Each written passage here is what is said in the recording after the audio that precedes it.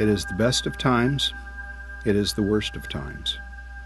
In 2020, people have access to a breadth and depth of knowledge unimaginable in an earlier age. However, schools, as you know them, have ceased to exist. Academia's fortunes have waned.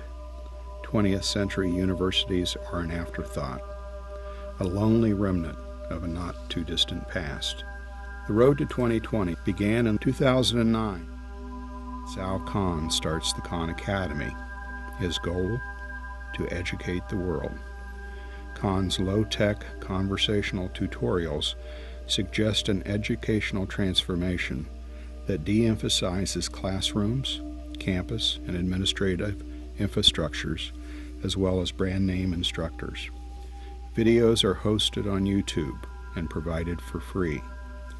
With an instructor of one, the Khan Academy offers thousands of videos, but the real power is in its exercise and assessment system.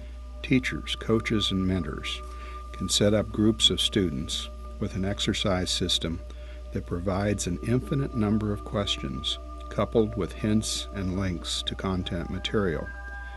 Mastery is required before moving on, and a game system of energy points and badges provide instant rewards. Time on task data is measured in seconds. The system measures learning. In 2011, Mozilla announces its Open Badges project. It is a program that recognizes skills and achievements. It is open to companies, organizations, and individuals to issue, earn, and display badges across the web. Badges represent an alternative to accreditation and degrees. At the end of 2011, Sebastian Thrun, a computer science professor at Stanford, conducts an experiment by offering a free, no prerequisite, online 10-week course in the Introduction to Artificial Intelligence that parallels his on-campus course. 160,000 people register. During the course, students post questions to the class blog, where other students use the Facebook system of likes. The best questions rise to the top. Students then submit answers and are rated by their peers with an Amazon 5-star system for the most helpful answer. The best answers rise to the top. Students are teaching students. 23,000 students pass the online course, 253 with perfect scores. Professor Thrun realizes that during this session, at 160,000, he has taught more students the subject than all the rest of the computer science professors in the world. The 23,000 who pass the course represent more students than most faculty will teach in their career. Out of the 200 Stanford students attending the traditional course, only 41 were in class at the end of the course. The other 159 opted for the online, asynchronous presentation. Professor Thrun gave one of his hardest examinations. The on-campus passing rate was the highest ever. 2012 would be remembered as the year everything began. January, Professor Sebastian Thrun resigns his tenured position at Stanford and launches Udacity to offer an engineering and science curriculum. March, Udacity launches 6 computer science courses, all online, all free. Udacity will contract with the very top students to represent them as an employment agent. Udacity's model is to connect world-class talent to world-class companies that happily pay a fee of 20% of their first year's salary. 50 students hired equate to $1 million of revenue. The employment value of the top 5% funds a free education for the rest of the world.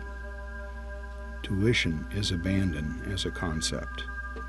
MIT opens registration on its MIT X courses to start in the fall. The courses will use the latest interactive technology and are free. For a modest payment, a certificate will be provided. 120,000 sign up in the first month. In April, TED announces the creation of TED-Ed. TED-Ed will follow the compelling video format of TED and will feature the best teachers in the world paired with the best media production teams. TED-Ed will be free. The federal government announces that student loans exceed $1 trillion, more than credit cards and car loans. Universities across the country announce tuition and fee increases double the rate of inflation. The elections of 2012 result in legislation that eliminates Pell Grants and terminates the student loan exemption from bankruptcy. 2013, the student loan industry collapses. Scholarship funders begin shifting their focus from providing individual student loans to funding organizations that provide free online course content.